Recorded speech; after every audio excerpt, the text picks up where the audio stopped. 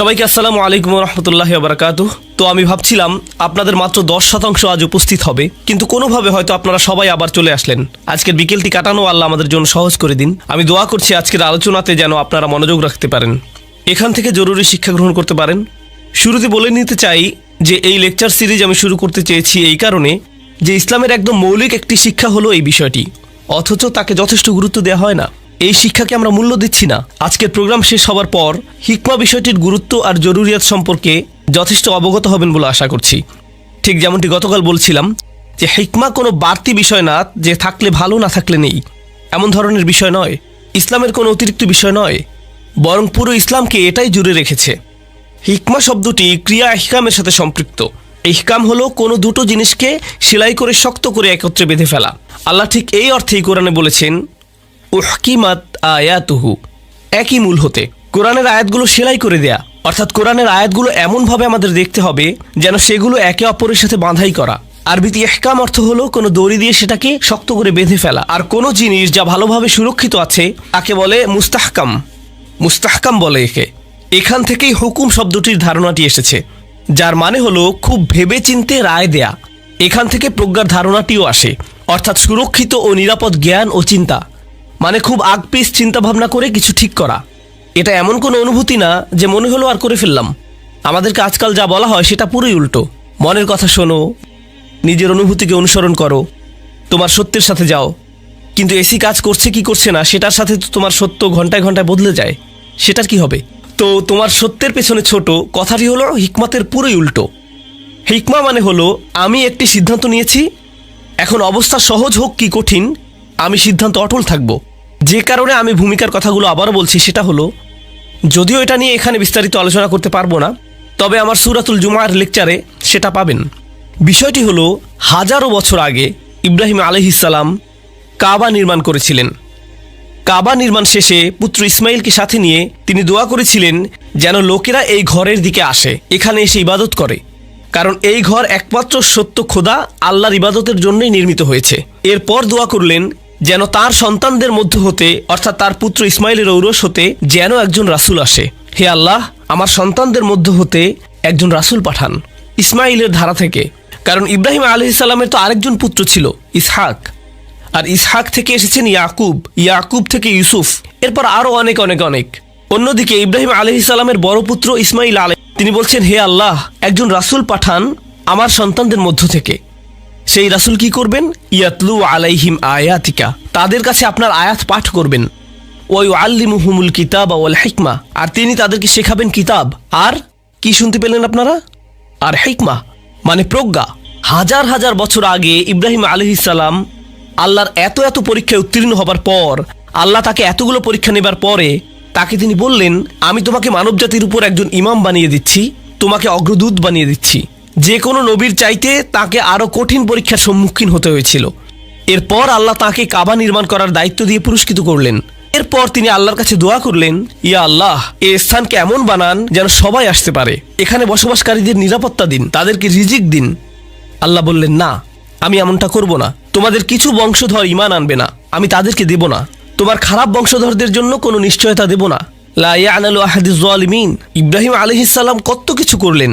এরপর যখন দোয়া করলেন, আল্লাহ তখন বললেন, তোমার দোয়া পুরোটা না, আংশিক গ্রহণ করলাম।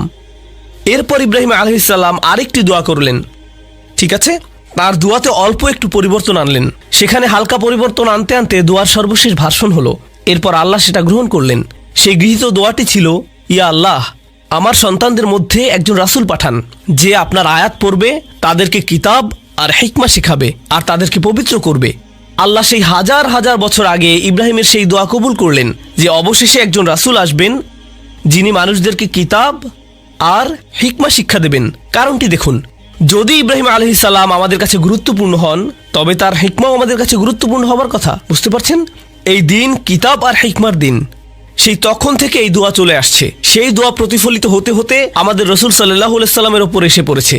অতএব আল্লাহ বলছেন, আল্লাহ মুমিনদের উপর অনুগ্রহ করলেন, লাকাদ মান্নাল্লাহু আলাল মুমিনিন ইয বাআসা ফীহিম রাসূলাম মিন আনফুসিহিম, যখন তিনি তাদের মধ্য হতে একজন রাসূল পাঠালেন, ইয়াতলু আলাইহিম আয়াতিহি ওয়া ইউযাক্কিহিম ওয়া ইউআল্লিমুহুমুল কিতাবা ওয়াল হিকমা, যিনি তাদের কাছে তার আয়াত পড়েন, তাদেরকে পবিত্র করেন অর্থাৎ কিতাব আর তাদের হিকমা শিক্ষা দেন।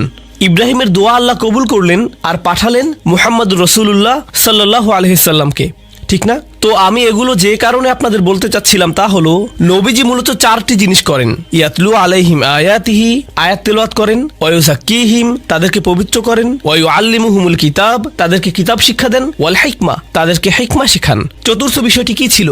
হিকমা, প্রজ্ঞা। দেখে মনে হচ্ছে যেন হিকমাই বাকি সবগুলোকে এক বন্ধনে আবদ্ধ করে ফেলেছে। যেমন ধরুন, আপনি একের পর এক ইট বসাতে পারেন, কিন্তু সিমেন্ট না দিলে সেগুলো কিন্তু শক্ত হয়ে আটকাবে না। এই পুরো দিনকে যেই সিমেন্টের বন্ধন আবদ্ধ করেছে তা হলো হিকমা। হিকমাই সবকিছুকে একত্রে বাঁধছে। তাছাড়া এর অর্থই তো হলো যা কিছুকে বেঁধে ফেলে, সুরক্ষিত করে। আর তাই আমরা হিকমাকে মূল্য না দিলে দিনের অন্যান্য অংশগুলো খুলে খুলে পড়তে থাকে, আলাদা হয়ে যেতে থাকে। কিছু মানুষ তো থাকে যে এই ইট ধরে বসে থাকে, কেউ ওই ইট ধরে বসে থাকে, আবার কেউ আরেক ইট ধরে, বুঝতে পারছেন? এর পরে দিনের কি হয় বলুন তো? কিছু মানুষ শুধু আয়াত তেলাওয়াত করে, তারা শুধু আয়াত পড়ে যায়। দিন নিয়ে, ধর্ম নিয়ে তাদের আর কোনো সম্পর্কই নেই, শুধু পড়ে যাওয়া ছাড়া।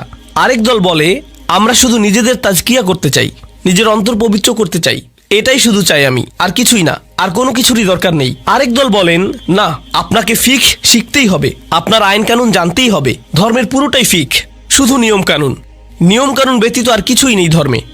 একদল এই অংশ নেয়, আরেক দল আরেক অংশ নেয়। কিন্তু হিকমা কি করে? এই সবগুলোকে একত্র করে আবদ্ধ করে। এভাবে ইসলামের সকল শিক্ষার মধ্যে ভারসাম্য তৈরি করে হিকমা। এজন্যই হিকমা এত গুরুত্বপূর্ণ।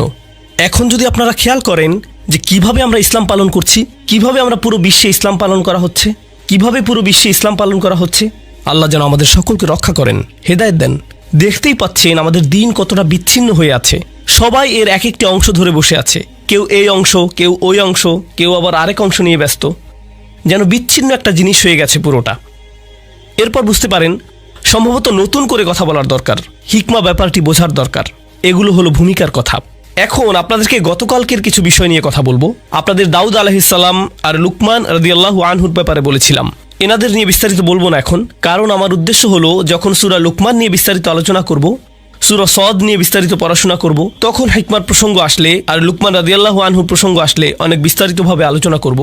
কিন্তু আপাতত আলোচনার জন্য আপনাদের যেটা জানাতে চাই তা হলো, দাউদ আলাইহিস সালাম থেকে আমরা শিখতে পেলাম যে জীবনের অভিজ্ঞতাগুলো নিয়ে সিরিয়াসলি চিন্তাভাবনা করা উচিত। আপনাদের জীবনে যা যা হয়েছে সেখান থেকে শিখতে হবে, পৃথিবীটাকে পর্যবেক্ষণ করতে হবে, পৃথিবীতে কি হচ্ছে সেটা সম্পর্কে আপনাকে জানতে হবে। পৃথিবীতে কি হচ্ছে সেটা তিনি যদি না জানতেন তাহলে কখনোই ওয়া ইন্না কাসীরাম মিনাল খুলাতা লা ইয়াবগি বা'দুহুম আলা বা'দ বলতে পারতেন না। এভাবে তিনি বলতে পারতেন না। তার চারপাশের পৃথিবীর পর্যবেক্ষণটাই হলো এটা। তাহলে আমাদের জন্য এটার অর্থ কি? এর মানে কিন্তু এটা নয় যে আমি শুধু যে কোনো ইসলামিক বই নিয়ে সেটা পড়া শুরু করব, ইসলামিক ফিকহ শিখবো অথবা তাজউইদ শিখবো, পুরো কোরআন হিফজ করে ফেলবো। কিন্তু এগুলোর সাথে প্রজ্ঞার ব্যাপারটি তালাশ করাটাও খুবই জরুরি। আবার প্রজ্ঞা তালাশের সাথে সাথে অন্যান্য জিনিস কি জানেন? সমাজবিজ্ঞান, রাষ্ট্রবিজ্ঞান, ইতিহাস, নৃবিজ্ঞান, বৈশ্বিক অর্থনীতি, আন্তর্জাতিক সম্পর্ক, আইন, নীতিশাস্ত্র, মনোবিজ্ঞান সহ আরও অনেক কিছুই। এই সবই এখন হিকমত খোঁজার সাথে সম্পর্কিত। বুঝতে পারছেন? বিষয়টা বোঝা কিন্তু খুব জরুরি। কারণ এখন অনেকেই বলেন আমি তো শুধু দিন শিখতে চাই, দুনিয়া শিখতে চাই না। আরে এই কথাটাই তো প্রজ্ঞাহীনতা। কোরআনের হিকমার বুঝ নেই বলেই তারা এমন কথা বলতে পারে। বুঝতে পারছেন? এটা এক নম্বর। দ্বিতীয়টি হলো আধ্যাত্মিক এবং নৈতিক নীতিগুলো নিয়ে চিন্তা করা। এটা লুকমানের শিক্ষায় আছে। আল্লাহ লুকমানের ঘটনায় আমাদের কি শিক্ষা দিয়েছেন? যদি কেউ খুব গভীরভাবে চিন্তা করে তবে বুঝতে পারবে যে ঈশ্বর বলে একজন আছেন। তখন তার দায়িত্ব হলো ঈশ্বরের প্রতি কৃতজ্ঞ হওয়া। আখিরাতের বাস্তবতা আছে, আর যা কিছুই করি সব কিছুই পরিণতি আছে। তাই আমার উচিত সবার সাথে সঠিক ব্যবহার করা। এই মৌলিক ধারণাগুলো কিন্তু ওহী থেকে আসছে না। এই সত্য সব মানুষের ভেতরেই আছে। তারা যদি সত্যি সত্যি গভীরভাবে নিজেদের ভেতরে দেখে আর আশেপাশের পৃথিবীটাকে খেয়াল করে, আধ্যাত্মিকভাবেই চিন্তাভাবনা করে, তবে এই উপসংহারই আসবে। দেখুন, অনেক সময় কিন্তু প্রচুর অমুসলিমরাও এই উপসংহারই উপনীত হয়। ঠিক যেমন লুকমান, তিনি তো ওহী পাননি, ওহী তার কাছে পৌঁছায়নি, তবুও এটা বুঝেছিলেন। লোকমানের ঘটনা যেন এমন যে আল্লাহ যেন সেসব অমুসলিমদের অবস্থা প্রকাশ করে দিচ্ছেন যারা কোনো নবীর সংস্পর্শে আসা ছাড়াই ইসলামকে খুঁজে পেয়েছে, তাই না? এখানে কোরআন যেন এটাই দেখাচ্ছে। কি অসাধারণ ব্যাপার! তো আল্লাহ এখানে বলছেন যে পৃথিবীতে এমন লোকও আছে যারা আল্লাহকে খুঁজে পেতে পারে, আখিরাত, বিচার দিবসের বাস্তবতাও তারা খুঁজে পেতে পারে, বুঝতে পারে যে আমার উচিত সবার সাথে সঠিকভাবে চলাফেরা করা। এই মৌলিক প্রজ্ঞা তারা কোনো ধরনের ওহীর সাহায্য ছাড়াই পেতে পারে।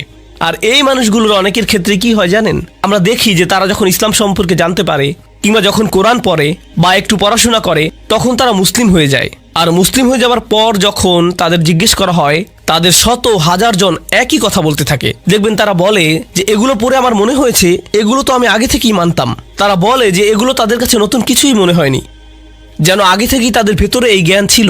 ওদের কথা হলো, আরে আমি তো এগুলো আগে থেকেই বিশ্বাস করে আসছি, তাই না?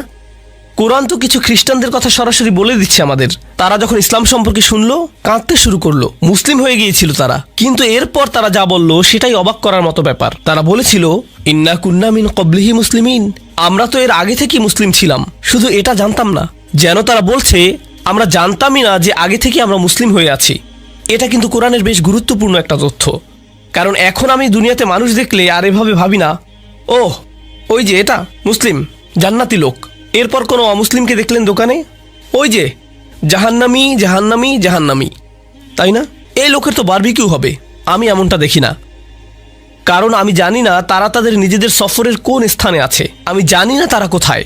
এটা তাদের আর আল্লাহর ব্যাপার। তাই অমুক লোক কিংবা তমুক লোকের সাথে কি হবে সেটা নিয়ে আমার মাথা ব্যথা নেই। কারণ অনেকেই বলেন, উস্তাদ নোমান, সব অমুসলিমদের সাথে কি হবে আখিরাতে?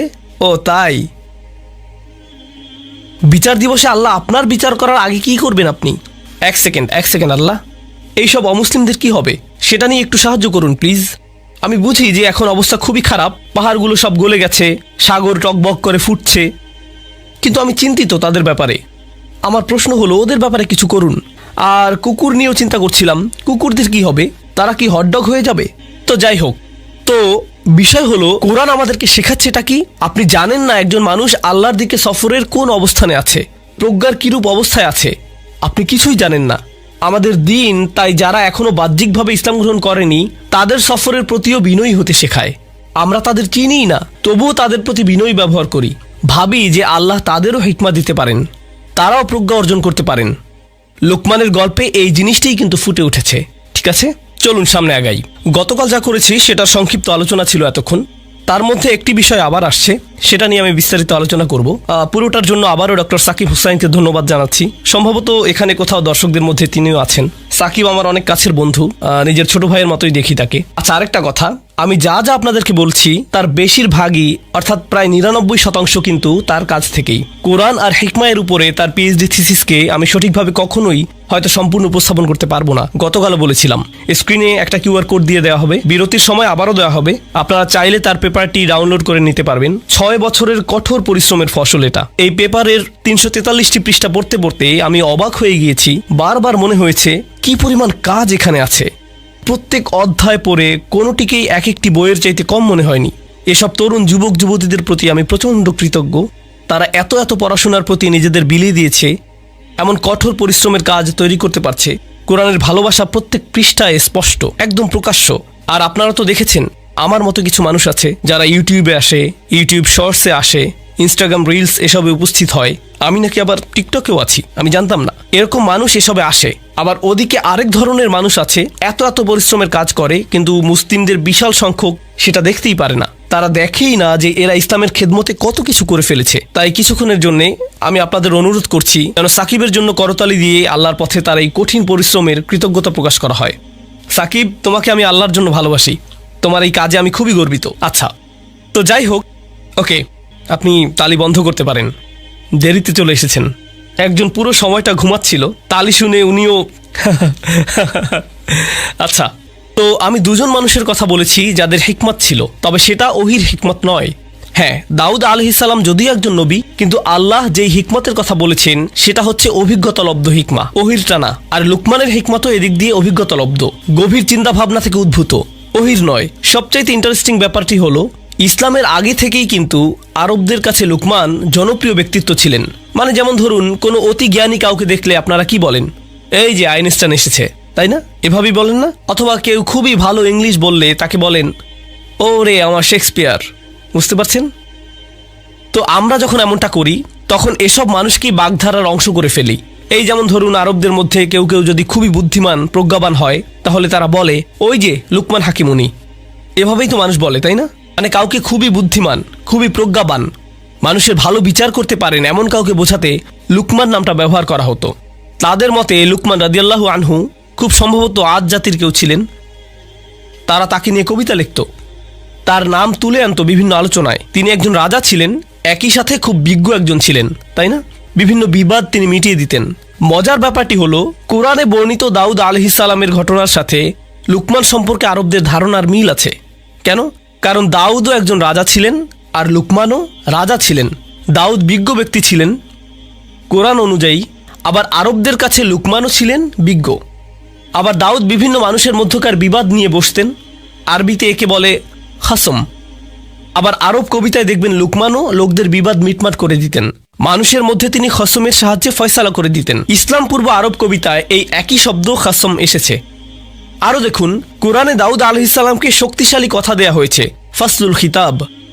আবার ইসলামের আগে লুকমানকে বর্ণনা করা হতো ফাসলি কিতাবিহিল হাকিমা। লুকমান বক্তৃতার ক্ষেত্রে প্রচণ্ড শক্তিশালী, বাগ্যী ছিলেন।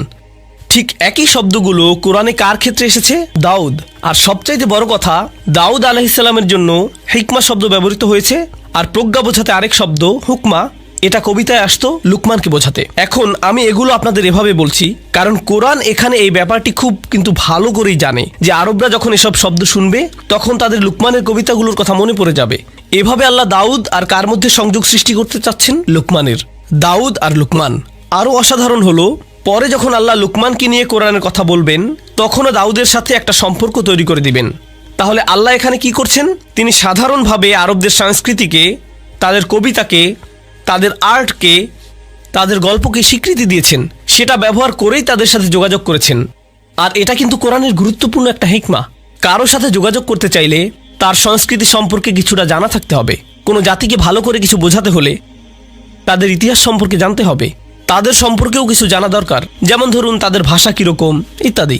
আর ভাষা খুব সহজেই বদলে যায়, তাই না?